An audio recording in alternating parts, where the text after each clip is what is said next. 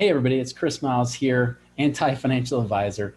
Hey guys, I had a situation here where somebody reached out to me and said, hey, I just realized you talked about infinite banking and I actually had a situation. I want you to take a look at it.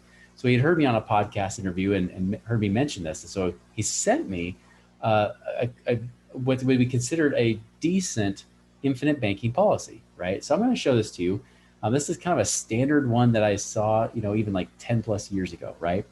But it's actually a company. You probably see in the notes there. I said I'm actually appointed with this company for the last 14 years. So yeah, I get them. I understand them.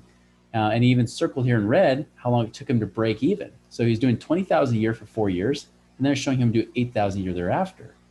I said, you can do better than this, like easy. Because first off, the first year's cash value is like 12,000 bucks. So about 60% goes there. I used to think that was amazing until I realized you could do it better. So I said, you know what? Taking 9 years to break even, only having 60% of your cash in the beginning, you can do better than this. So watch this, guys. This is how he was able to save over or just about $100,000 over the course of this policy. So I showed the same thing, but I showed the minimum on this. So instead of doing 8,000 a year, I just showed him doing 49.35. So he's doing over $3,000 less per year after those first years. And notice he's already got over $3,000 more of cash value. He's got almost 16,000 bucks in there. By year 5, he's actually more than broken even there. Oops, I'm highlighting everything. But he put in almost 85,000. He's got over 85,000 by year 5. And this is just in this example. This is not even the most efficient example that I showed him later. But notice that, I just do that. And then I stopped at age 65, said, all right, we're done. And just let it ride. Here's what's crazy. The other policy that I just shown you, right, could not catch up. So even though the next year, say for example, year 5, it was 85,000, right? I did 3,000 less. Guess what? It's got in year 5 about $82,000. Even in year 10, I had 134,000 in this one, while in mine, year 10 had $138,000. So I had $4,000 more. And remember, for those last 6 years, we're putting in over 3,000 less, so over $18,000 less, and it's still winning.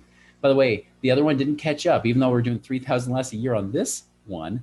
The other one didn't catch up until the 21st year. So where I have 316,000 there, same thing. Right when you got to that point, right there, 316,000 a year 21, right? That's it. So it finally catches up. Now it starts to beat it because he keeps showing him doing $8,000 a year for another 9 years after that. So he's doing another 72,000 after I'd already stopped. Notice by the 30th year, he's got $532,000. Over here, we get to age 75, right? Or actually year 30 because it's 74. That was another thing. The agent missed out on a big opportunity by backdating this just a couple months. It saves him on insurance costs. Common thing I see happen all the way. So 501,000. So yes, the other one has 532,000, while the one I showed him was 501,000. But here's the kicker. Even though it's 31,000 less, he paid $124,000 less. So even with compounding interest and everything, still, this saved him nearly $100,000. So as a result, we actually doing a different policy that's a different design, better designed than even this was showing here.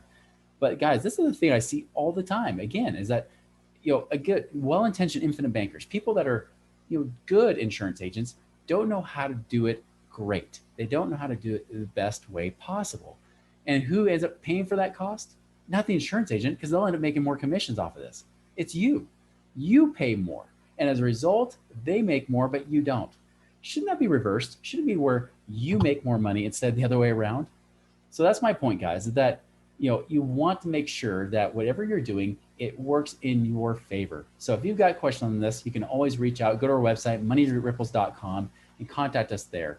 Guys, I hope you've got a good value out of this, and I hope you don't end up being the one paying 6 figures or more extra because of ignorance.